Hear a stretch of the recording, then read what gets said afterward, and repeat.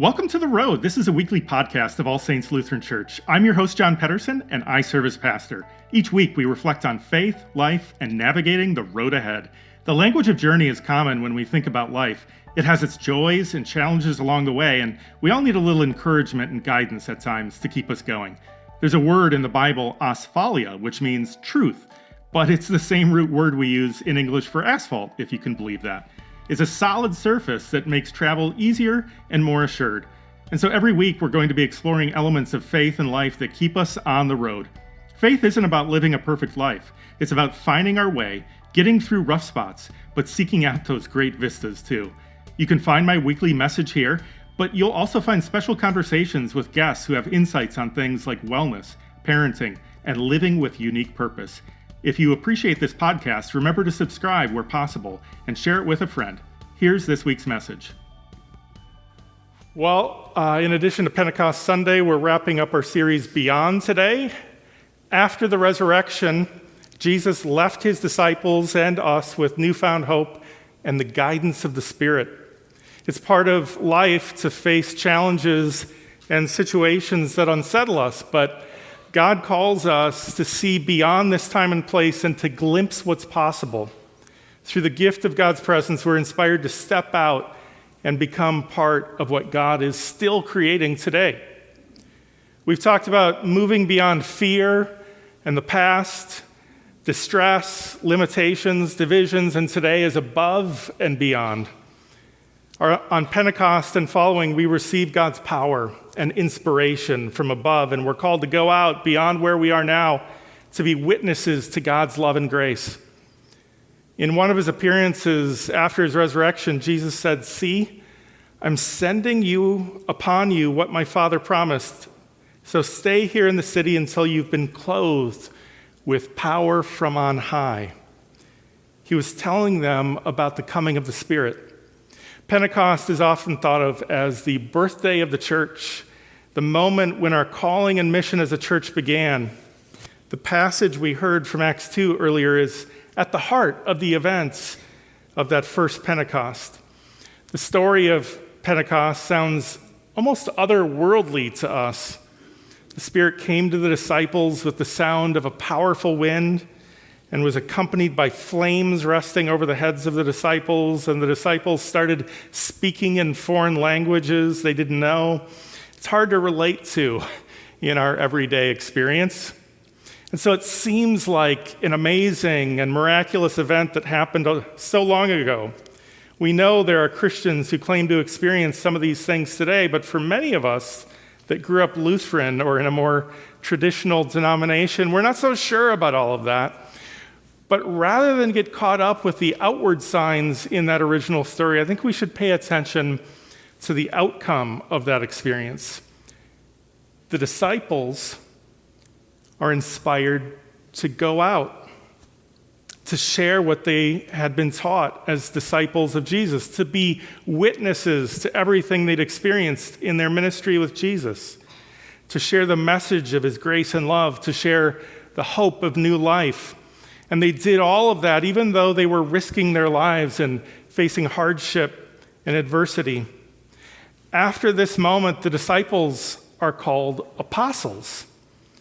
Maybe you've kind of wondered why. What does that word or term even mean? Disciple means student. Apostle means one who is sent. The disciples aren't just sitting around learning anymore. The Spirit has sent them out. A disciple learns, an apostle goes. They were moved to go beyond the room they'd locked themselves in after Jesus was crucified, to live beyond fear and distress and division, to look beyond their limitations and live an adventure. They did this from a spirit of grace and hope, not anger and retribution, which they could have had being in a place of vulnerability, locked in a room, fearing that what happened to Jesus on the cross might happen to them. They might have wondered whether they needed to lash out even. You know, there's a lot of power and energy in our world today that is so very bold, but it seems to have become so filled with rage as well.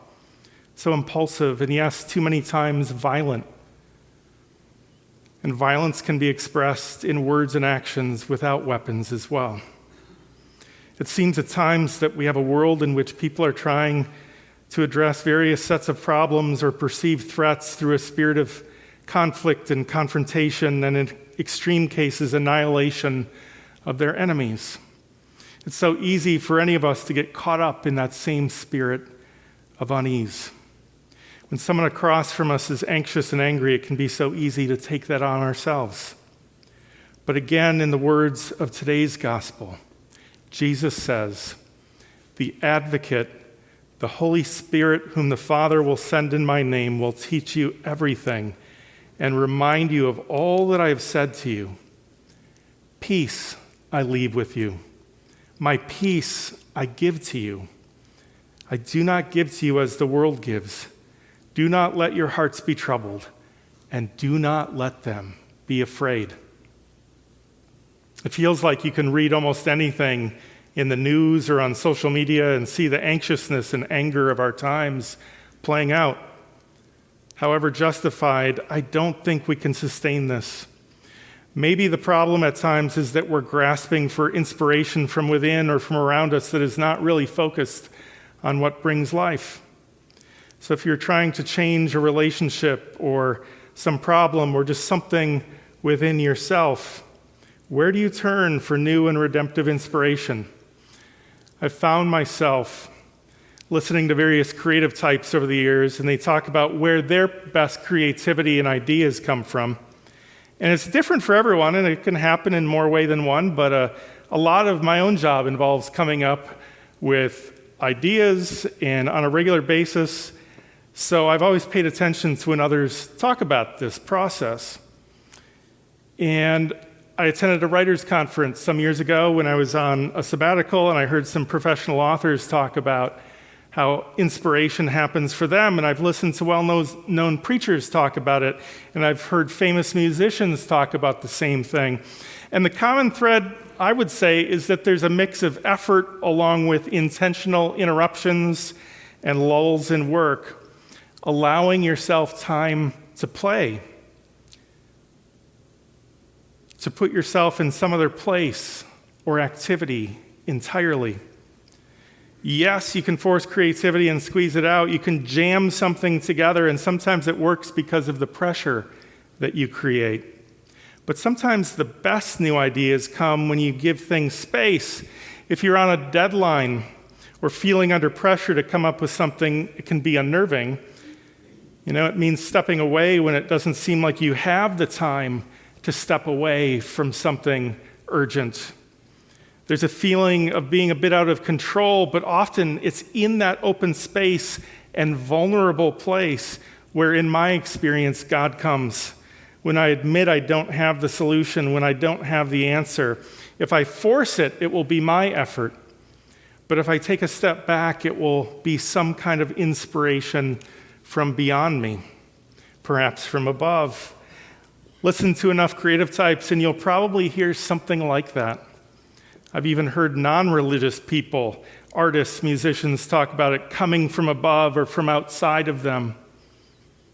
Pentecost came at a time like that when all of the human solutions of the disciples were confounded. The disciples, we remember, had been looking to Jesus to become king. The disciples and the whole nation were filled with anger and sadness over the oppressive reign of a Roman Empire. They thought they had read the scriptures right. They were looking for the Messiah to come and overthrow the Romans and install a righteous king that would uphold their values and most deeply held faith. They so desperately wanted Jesus to become this concrete solution to their problem. But Jesus didn't come to be their king in quite that way. His path was different. He stirred things up, but his interest was in captivating people's hearts and souls, not taking a throne by force. But that meant Jesus left a vacuum. He left an uncomfortable void when he finally left. Even in those first days and hours after his death, even after his resurrection, they were relieved, but still asking, what now then? What was all of this for? Paul later spoke to the same feeling and this same experience in his second letter to the Corinthians.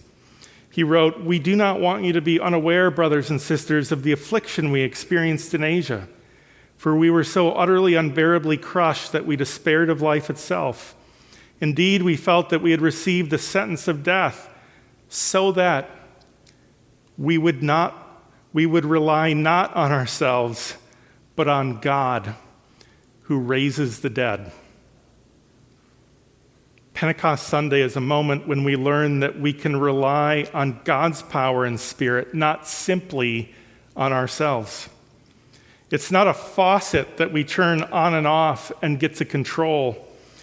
In Jesus' words to Nicodemus earlier in the Gospel of John, the Spirit blows where it chooses.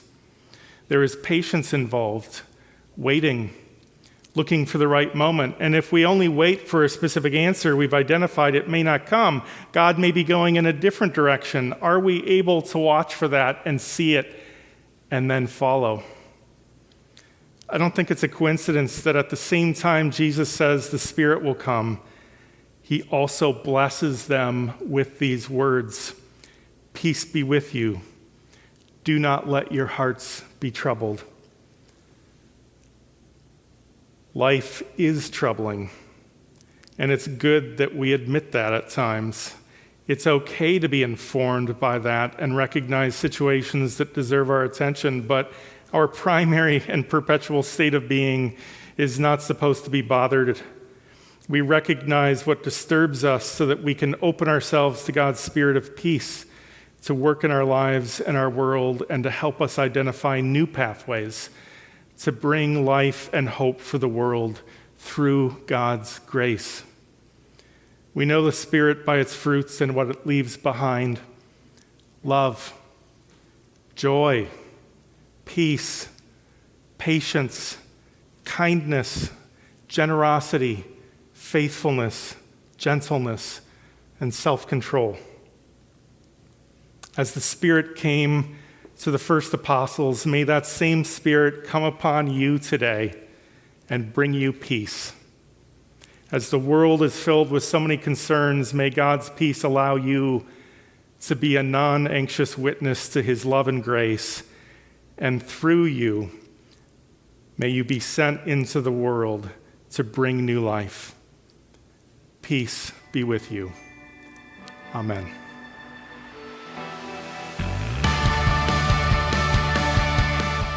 That's this week's message. You don't have to navigate the road ahead alone. You can join with others at All Saints. Visit allsaintsmtka.org for more information. Have a great week.